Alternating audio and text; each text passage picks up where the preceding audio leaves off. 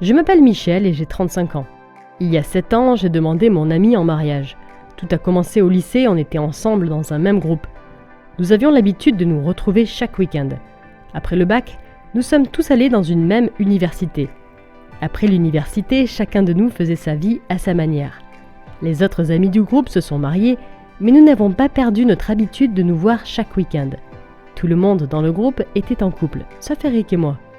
Honnêtement, depuis le lycée, personne n'a jamais vu Eric avec une fille, ou peut-être qu'il était très discret et qu'il ne voulait pas qu'on sache quoi que ce soit sur sa vie amoureuse. Quant à moi, j'ai connu un garçon au lycée, mais il n'était pas à la hauteur de mes attentes, puis un autre garçon à l'université, mais il n'était pas trop sérieux. J'ai donc mis une pause aux relations amoureuses. Puis avec le temps, je suis devenue de plus en plus proche d'Eric, car lorsque nous sortions entre amis, tout le monde avait un compagnon. Il arrive des soirées, on ne se retrouvait que tous les deux. J'ai toujours considéré Eric comme un simple ami et rien d'autre, sans se mettre en évidence que ce rapprochement commençait à créer des sentiments que tous les deux refusaient d'admettre pendant que les autres le voyaient. Comme tous les week-ends, celui-là on devait se rencontrer chez Karl. Lorsque je suis arrivée chez Karl, la maison était ouverte. Il n'y avait personne. J'ai donc sorti mon portable et j'ai lancé un appel. Karl m'a laissé savoir qu'il avait une urgence et qu'il revenait dans 1 heure, et que les autres amis seraient peut-être en retard. 20 minutes après, Eric est arrivé, nous nous sommes salués et j'étais vraiment contente que quelqu'un arrive car je commençais à m'ennuyer. Les autres écrivaient qu'ils étaient soit en route, soit coincés dans les embouteillages. Eric a suggéré qu'on regarde un film en attendant. Ce soir-là, il s'est passé quelque chose d'indéfinissable qui a basculé notre relation. Je savais qu'elle ne serait plus comme avant. On regardait le film et en même temps, Eric me taquinait sur une vieille histoire du lycée. Sur le canapé, nous nous approchons petit à petit et nous nous sommes embrassés. En même temps, c'était la fin du film. Eric s'est levé brusquement et a commencé à chercher des excuses. Je ne sais pas pourquoi il le faisait, mais j'ai trouvé ça un peu génial, car en quelque sorte on avait besoin de ça tous les deux. Il était 23h et personne d'autre n'arrivait. Eric m'a appelé un Uber et je suis rentrée chez moi.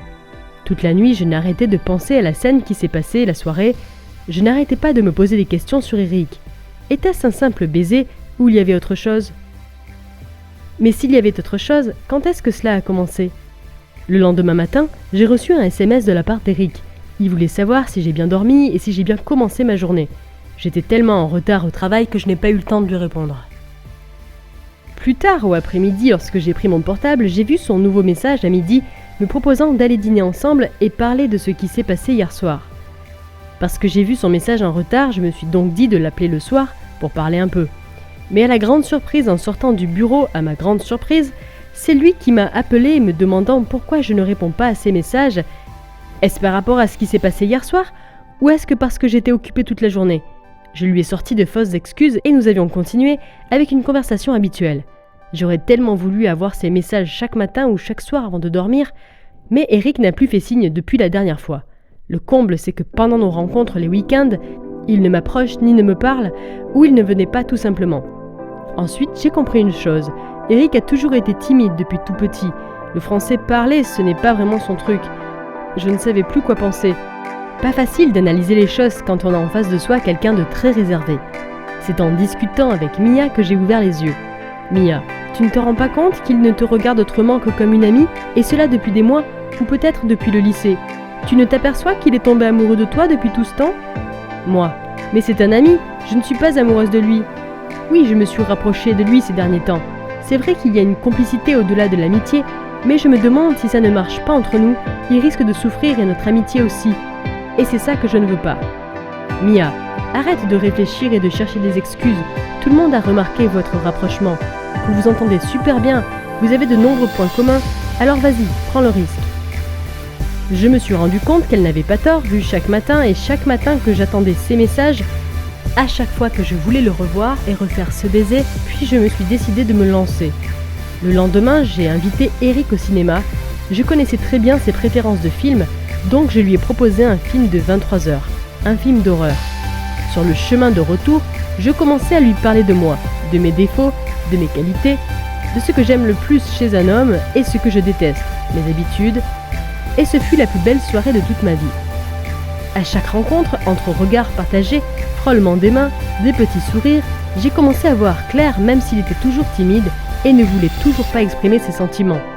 J'ai commencé à comprendre que toutes ces années, il était juste là à mes côtés, depuis le lycée, l'université, et même à chaque fois qu'on se rencontrait entre amis. C'était le même sourire, le même regard et cette douceur qu'il a toujours eue lorsqu'il me parlait, ou lorsqu'il parlait de moi. Après 2 mois, je ne pouvais plus attendre longtemps. C'était ce week-end-là, on était tous là, le soir sous la lune, on se rappelait des vieux moments, et Karl a dit « Eric, tu te rappelles de la soirée où tu étais ivre et tu m'avais fait une confession ?»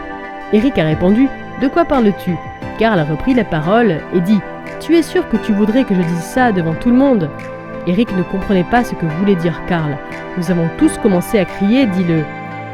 Et Karl dit que Eric lui avait confié que si un jour il ne m'épouserait pas, il restera célibataire toute sa vie. Puis j'ai senti comme une énergie traverser mon cœur. Je me suis levée et j'ai pris la parole. Je lui ai déclaré ma flamme devant tout le monde et je lui ai demandé s'il voulait m'épouser. Et oui, une fois de plus, j'étais obligée de faire le premier pas. Sans hésiter, il a dit oui.